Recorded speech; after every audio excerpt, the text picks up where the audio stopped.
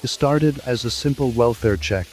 Police were just supposed to stop by, make sure everything was fine, and move on to the next call. But what they found inside that quiet home on a summer afternoon would leave even the most seasoned officers shaken.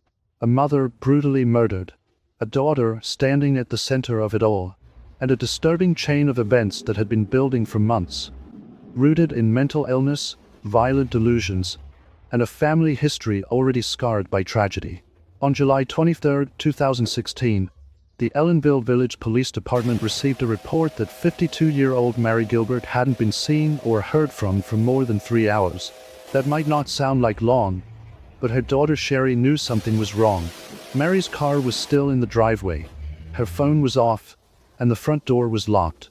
Inside, Mary's other daughter, 27-year-old Sarah Gilbert, was believed to be alone. Sherry's voice on the 911 call was anxious and clipped. She told police Sarah had been acting strangely that morning. She was hearing voices again, speaking in a flat, robotic tone with no emotion at all. For years, Sarah had battled serious mental health issues. This wasn't just a bad day. This was the kind of behavior that sent alarms ringing in Sherry's head. When officers arrived, they knocked on the door, called out, and listened. No answer. No sound from inside. The only sign of life was Mary's car out front. Sherry stood nearby, pacing, telling officers she had pounded on every window.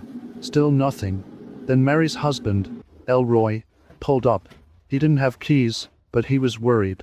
As they circled the house, they noticed a partially open window, but the stoppers kept it from opening far enough to see in. And then, a grim realization. This wasn't the first time police had been here. 5 months earlier, they had been called for another welfare check, one that ended with a disturbing discovery and an arrest. And it involved the same daughter now believed to be inside. What the officers didn't yet know was that the horror from that first visit would pale in comparison to what they were about to uncover.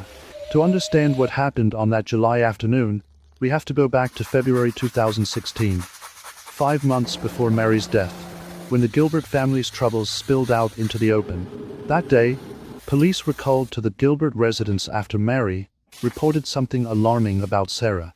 When officers arrived, Sarah opened the door, freshly out of the bath. She insisted everything was fine, but her words didn't match her demeanor. She was tense, distracted, and evasive. The officers gently asked if there had been any arguments. Sarah said yes, over her sister Shannon's death. The name Shannon Gilbert was not unfamiliar. Shannon had gone missing in May 2010 after working as an escort, and her disappearance led police to discover the remains of 10 other women along a stretch of Long Island's Gilgo Beach. Her death, and the unsolved nature of the other cases, had drawn intense media attention. Sarah admitted she believed her mother had something to do with Shannon's death, an accusation that left officers uneasy. But the real reason they were there that February day wasn't just family conflict. Mary had told police she was worried about the safety of a puppy Sarah had recently acquired. When asked, Sarah claimed the dog had run away the day before. She seemed vague about the details, unable or unwilling to give a straight answer. While another officer looked around, Sarah called one of them into the room, wanting to talk about old newspaper articles on Shannon's case. She was clearly agitated. And then came the breakthrough. In a trash bag inside the home, officers found the puppy, dead. Sarah's explanation was chilling in its simplicity.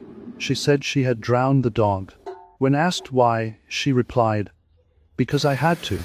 Sarah was arrested and charged with aggravated animal cruelty, unlawful possession of a controlled substance, and endangering the welfare of a child, because her young son had been present in the home that day. She was also placed under a mental health hold. In March 2016, Sarah was sent to the Mid-Hudson Forensic Psychiatric Center for evaluation. She was eventually deemed fit to stand trial and transferred to Ulster County Jail. She wanted out, and she pushed her mother to help post her $10,000 bond. Despite the February incident, Mary eventually agreed. On April 22, 2016, just 2 months after drowning the family dog, Sarah walked out of jail a free woman. It was a decision that, tragically, would set the stage for what was to come. July 23, 2016 began like any other humid summer afternoon in Ellenville, New York. But for Mary Gilbert, it would be her last. Earlier that day, Sarah had called her sister Sherry, speaking in that same flat, unnatural voice Sherry recognized from Sarah's worst episodes. She claimed to be hearing voices again, voices that told her strange and frightening things. Sherry tried to calm her down, but the call left her unsettled. Mary, concerned, told Sherry she would check on Sarah in person. Hours later, Mary's car was parked in front of Sarah's apartment, but Mary wasn't answering calls or texts. The door was locked, and no one responded to repeated knocks. That's when Sherry called police. Officers arrived to find the same unsettling quiet. Elroy, Mary's husband, came to help but had no key. As they searched for a way in, one of the officers peered through a window on the side of the house and froze. Inside, a body lay on the floor. It was Mary. She was covered in blood. The officers immediately secured the scene. The door was forced open, and the reality was worse than anyone imagined.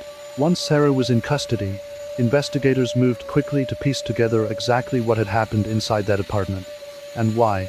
But from the start, they knew it wouldn't be a straightforward case. At the police station, Sarah's behavior swung between calm cooperation and erratic outbursts. She seemed detached from the gravity of what she had done, at times speaking almost casually about the killing. She repeated that she had been hearing voices telling her her mother was evil, that she had to act.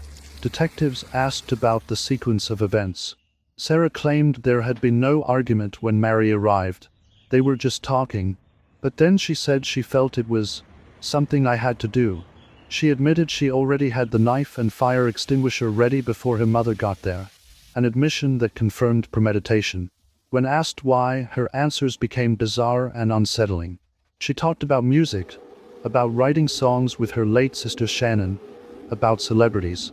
She hinted that something in music had influenced her actions, though she couldn't clearly explain what she meant. It wasn't the first time Sarah had connected violence to strange beliefs. Detectives learned that during the February puppy incident, she told her young son the dog was actually the rapper Eminem and that she needed to hurt it. This pattern of delusional thinking gave weight to the idea that her mental illness was a major factor in the murder. Evidence from the scene painted a gruesome picture. The sheer number of stab wounds, 227, indicated prolonged rage or disconnection from reality.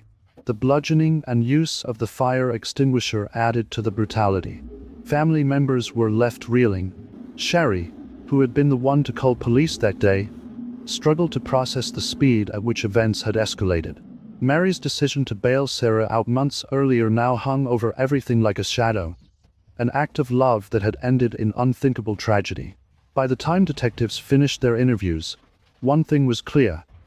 This wasn't a simple case of family tension boiling over. It was a complex, tragic collision of untreated mental illness, delusion, and access to a vulnerable victim who trusted her attacker completely. In the months following Mary Gilbert's murder, the case against Sarah moved slowly through the court system. Her defense team quickly raised questions about her mental state, suggesting that her actions were driven by severe psychiatric illness and auditory hallucinations. Prosecutors, however, emphasized the level of planning. They pointed to Sarah's own words, that she had placed the knife and fire extinguisher in the room before her mother arrived. This, they argued, showed she was capable of forming intent, even if her reasons were delusional. Sarah's history became a focal point.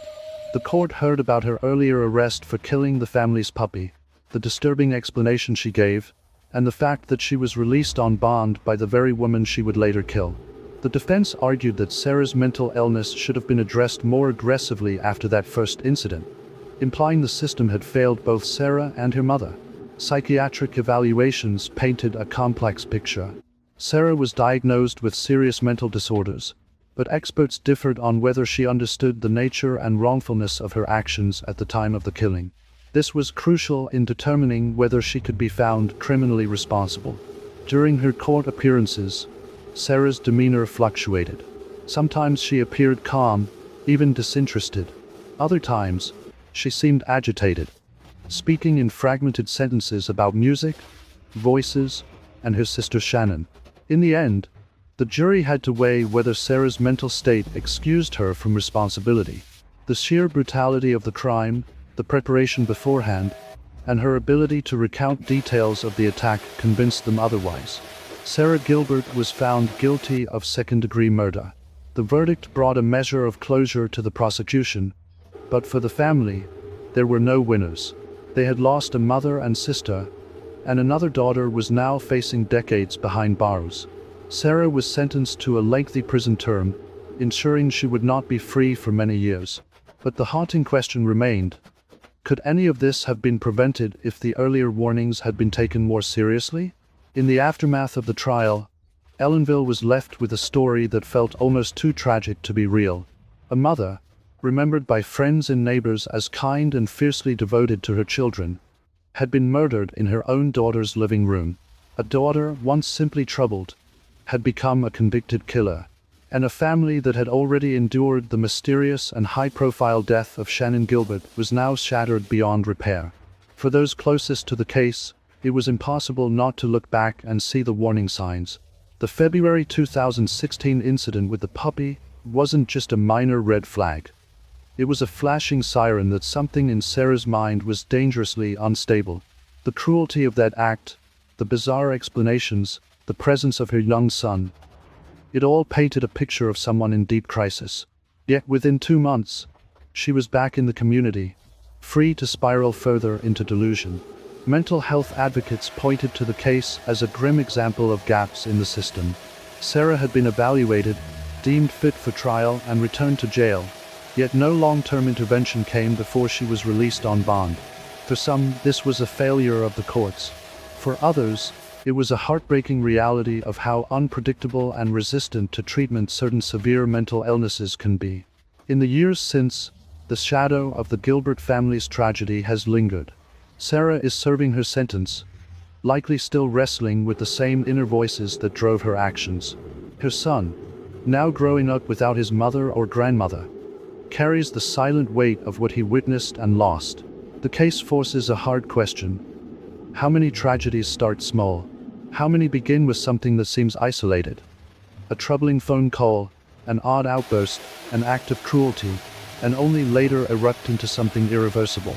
Mary Gilbert's last act towards Sarah was one of love, bailing her out of jail when no one else would. That love cost her everything, and perhaps the cruelest truth is this.